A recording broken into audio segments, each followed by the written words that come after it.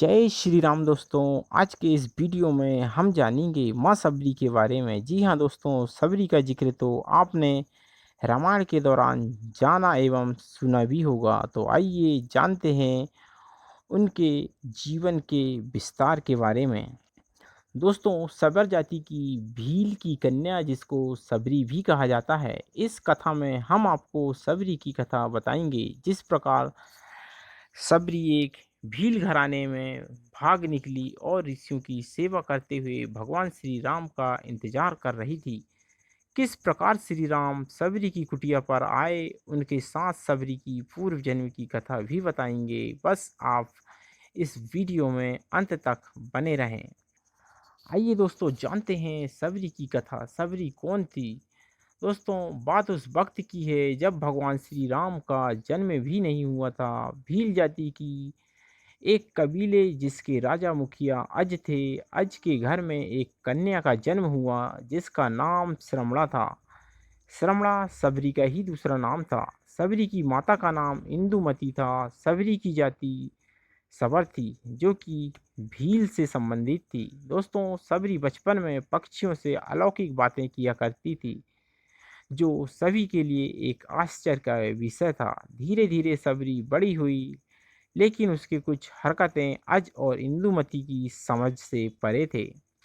कहते हैं समय रहते सबरी के बारे में उसके माता पिता ने किसी ब्राह्मण से पूछा कि वह वैराग्य की बातें किया करती है।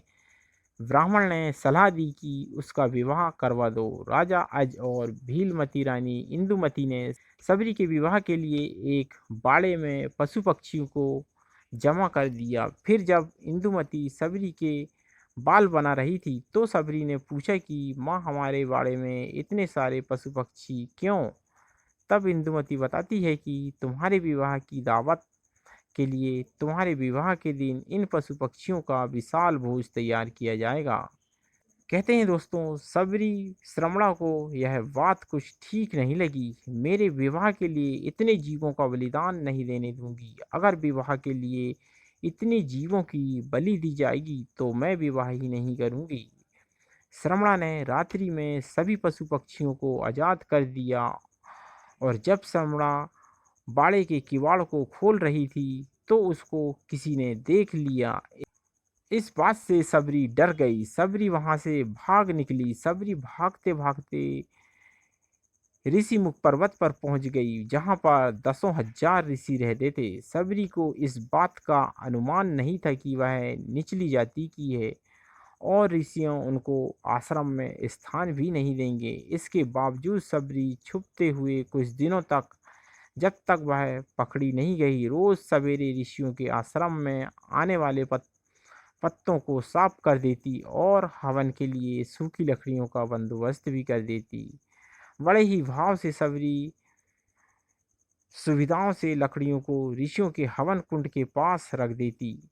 कुछ दिनों तक ऋषि समझ नहीं पाए कि कौन है जो उनके सारे नित्यों के काम निपटा देता है और कोई कोई माया तो नहीं। फिर जब ऋषि ने अगले दिन सवेरे जल्दी सबरी को देखा तो उन्होंने सबरी को पकड़ लिया। कहते हैं दोस्तों, सबरी ने ऋषियों ने सबरी से उसका परिचय पूछा तो सबरी ने बताया कि वह एक भीलनी है। ऋषियों ने भीलनियों को नीच जाति का बताकर उसको प्रताड़ित करने लगे। तभी उसी समूह से एक ऋषि मतंग ने सबरी को उन ऋषियों से बचाया और उनको अपनी बेटी कहकर उनको एक कुटिया में शरण दी और सेवा करने को कहा। समय बीतता गया, मतंग बूढ़े हो गए। मतंग ऋषि ने घोषणा की, अब मैं अपनी देह छोड़ना चाहता हूँ। तब सबरी ने कहा कि एक पिता को मैं वहां पर छोड़ कर आई हूँ, आज आप भी मुझे छोड़ कर जा रहे हो, अब मेरा कौन ख्याल रखेगा?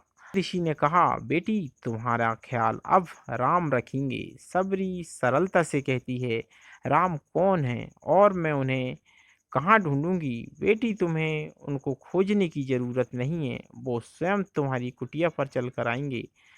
सबरी ने मतंग मतंग ऋषि के इस वचन को पकड़ लिया। राम आएंगे। सबरी रोज भगवान के लिए फूल बिछाकर रखती, उनके लिए फल तोड़ कर लाती और पूरे दिन भगवान श्री राम का इंतजार किया करती। सबरी बूढ़ी हो गई थी, लेकिन अब तक राम नहीं आए। फिर एक दिन आ ही गए। जब सबरी के बरसों का इंतजार खत्म होने वाला था, सबरी ने फूल बिछा कर रखे थे। आते जाते लोगों को मना कर रही थी, इस फूल पर भगवान चलेंगे। सबरी श्री राम के लिए बेर तोड़कर लाई थी, यह निश्चय करने के लिए कि बेर मीठे हैं या खट्टे। सबरी ने बेर को चख चख कर उनको जूठे कर दिए थे। जब भगवान श्री राम आए तो सबरी एक पत्थर के आसन के पास बैठी थी। सबरी ने पहले पहले ही नज़र में भगवान को पहचान लिया। सबरी ने भगवान का खूब आदर सत्कार किया और उनको जूठे बेर खिलाए। इस प्रकार सबरी के बरसों का इंतजार खत्म हुआ और उनको भगवान श्री राम मिले।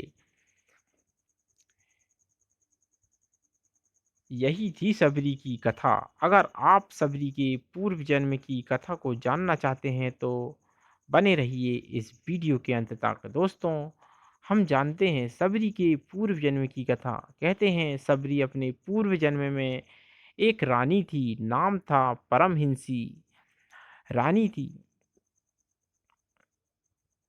एक बार कुंभ के मेले में परमहंसी रानी राजा दोनों साथ में गए और राजा का वहां पर शिविर लगा हुआ था। रानी को एक दिन अपने खिड़की से ऋषियों का एक समूह दिखा जो कि हवन कर रहा था और मंत्रों का उच्चारण भी कर रहे थे। रानी परमहंसी रानी परमहंसी का मन भी उन ऋषियों के बीच में बैठने का कर रहा था। रानी ने राजा से आज्ञा मांगी, लेकिन राजा ने कहा कि आप रानी हैं, इस तरह आपको शोभा नहीं देता, आप उन ऋषियों के बीच में नहीं जा सकती। परमहंसी रानी अपने कक्ष में जाकर रोने लगी। रात्रि को परमहंसी रानी अपने कक्ष से निकलकर त्रिवेणी तट पर गई और वहां गंगा माँ से याचना करने लगी, हे माते, अगर मुझे दूसरा जन्म मिले तो रूपवान और रानी मत बनाना।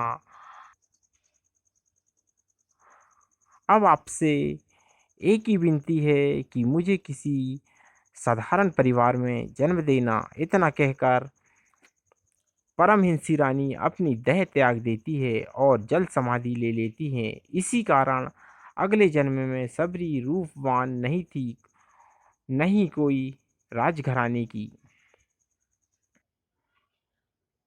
कहते हैं दोस्तों, सबरी ने अपने गुरु के केवल एक वचन, भगवान श्री राम आएंगे और उसके लिए तुम्हें कहीं जाने की ज़रूरत भी नहीं है, तुम उनका यहीं पर इंतज़ार करना, पर अपना पूरा जीवन लगा दिया। जबकि किसी एक विचार पर टिके रहना हर किसी के बस की बात नहीं है।